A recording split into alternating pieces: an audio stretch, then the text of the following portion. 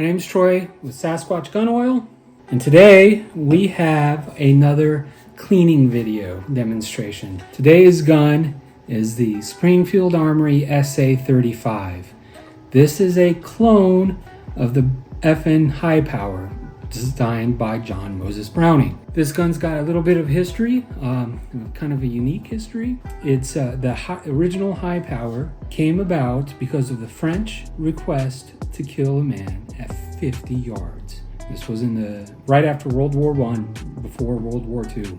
John Moses Browning went to work, started building this gun and designing this gun, working for FN at the time. This was the very gun that he was working on when his heart stopped. They found him dead at his workbench working on this very gun. His predecessor at FN finished up the design and commissioned it in 1935, hence why Springfield Armory named this gun the SA-35. What was interesting was because it was right before World War II, FN, seeing the writing on the wall for an invasion, being in Belgium at the time, they packed up and fled to Canada and continued to make this gun under the Ingsley name in Canada. FN, before the war started, they were marketing this gun to all the Allied nations in Europe for a sidearm. When the war started and Belgium was officially invaded, the German forces, Nazi Germany, took over the FN plant that was making this gun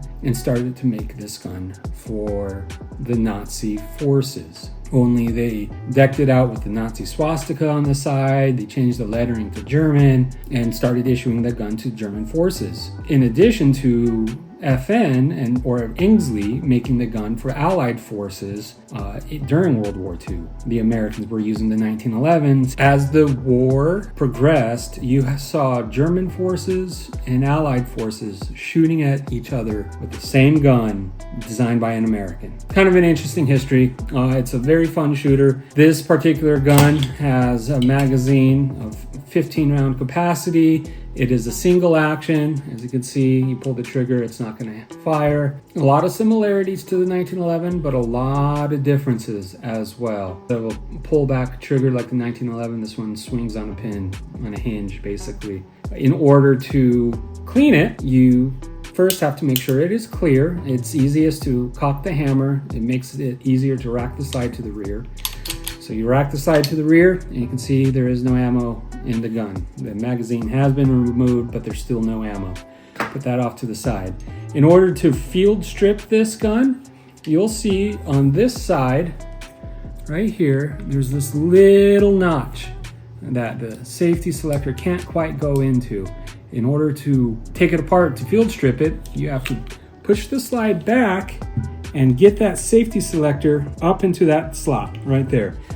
Just like that. That safety selector is now holding the slide, at which point you can pop this pin right here, and that will remove this slide lock right here.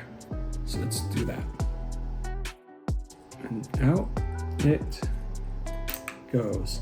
Now that that's been removed, there is nothing holding onto the slide. So if you just release it is under spring tension, so if you remove the safety without grabbing onto the slide, it will fly forward. So that being mentioned, grab the slide, push this down, and bring it down and pull it off just like that. Now with the cleaning, it's been, for the most part, field stripped. You have the receiver, the lower, and you've got your slide right here. You can see some carbon buildup on there. You see how this is bowing up? That's that spring tension. In order to remove it, pull the guide rod right here, that's in the spring, pull that out, and it comes out. There's the guide rod and the spring. And then the barrel lifts up and out, similar to a striker, but it's a hammer. That's basically it for field stripping. Slide lock, guide rod spring, the barrel, you can see kind of how dirty it is, the slide, and the lower. Similarity to the 1911, this is a cam pin right here. It doesn't have a link. It's got a cam pin, and it's got the locking lugs right here. That's a similarity to the 1911, having this locking lugs. And you'll see a corresponding spots for the locking lug in the slide, right inside here. When the barrel lines up and it goes into lock, you can't move it, that's those locking lugs. If you up, right like that, and you'll hear it, boom, like that, that's locking. See, you can't come out unless you pull it up and out. Now, the way I like to do it is I like to have all the pieces in front of me and then clean one piece at a time. Of course, we're going to use Sasquatch Gun Oil. I have an open bottle right here that I like to use. You can see the clarity of it. You can see right through it. One nice thing about this oil is that it is filtered to 0.5 micron. That allows it to get into the pores within the metal, all the tiny, tight spots that will actually lubricate it. Also, because it gets into the metal, it tends to suspend the carbon buildup as you're shooting it, making it easier to clean. Rag, Q-tips, and a bore snake for the barrel. So let's just get started on this. And what I'll do, oil on the fingers directly, and I'll just go over all these parts. This piece doesn't get a lot of carbon buildup on it, but it is nice to have that lubrication. What's interesting about this oil too is, say, look at this barrel. It's dirty. You wipe it off, you see the carbon on my finger. If you put some oil right on it, you rub it together, you see how it liquidizes it, and then you can take a rag to it, wipe it right off. That oil comes, or that carbon comes right off. So it makes it, comes right off of the gun as well. Let's just do the barrel. Over the whole thing, and you could see it, just like right here, come right off with my finger. That is it. Of course, if you don't wipe it off, you gotta wipe it off to remove it too, but this oil makes it so much easier to just wipe off. That carbon is gone. Let's do the bore snake real quick. Put some oil right here on the bore snake, and then run it through a couple of times.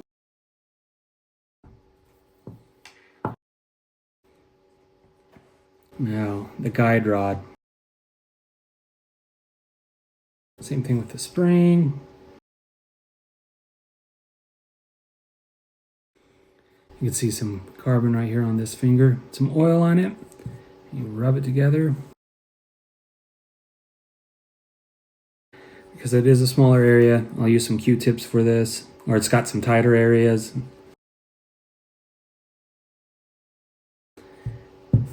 And wipe it right off, see? You can see the Q-tip.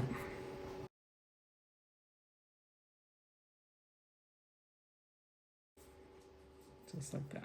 Same thing with the frame, because it's got tighter areas. You can see some carbon buildup. I'll use my pinky. See how black it is right there. And I can feel the grit. See that? And rub it together. Nothing's happening. If I put my oil on it, rub it together, you'll see how it's starting to liquidize. It smears.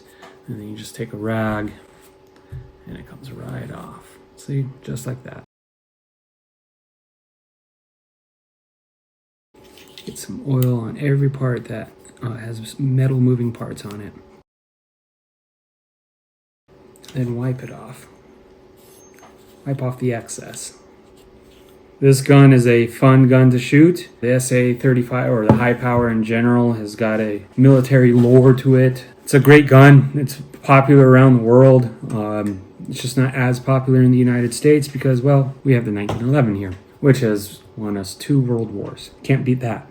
So now when it comes to assembly, the guide rod and the barrel, they have this little slot right here in the guide rod, and if you can see in the barrel right here, that little slot it lines into, you can see they're off center. So you do have to line it up and get it just right. It won't go together any other way. It should look like that. It should be even and not like that. You'll see how it's kind of off-centered. So this is the correct way of reassembling it. So you take your barrel, slide it back into the slide, put the spring in the guide rod. You do have to compress the spring. So be careful, watch out for it, have it under control. Make sure the guide rod's in the right spot, just like that. You see how it's bowing up? That's what you want. And same thing, here's that slot that the safety selector will go into to hold the slide to the rear while you put in the slide stop. So you take your slide, your assembled slide and your frame, slide it back, make sure the hammer is engaged. You can feel the spring tension, right? Push it all the way back and then lock it with the safety selector. Then you can take your slide stop and slide it in, just like that. And then you can remove that safety selector, and that's not coming out. Good, so lock it, drop it, the slide drops. You do a function test. We know it is clear, but just to check, it is clear. Drop it, you pull the trigger, that works. Rack the slide, do a trigger reset. You hear that click, that's the reset. Boom, it works. And that is the Springfield Armory SA-35, or high power, using Sasquatch Gun Oil. Get yourself some today at sasquatchgunoil.org. Thank you very much and have a great day shooting guns.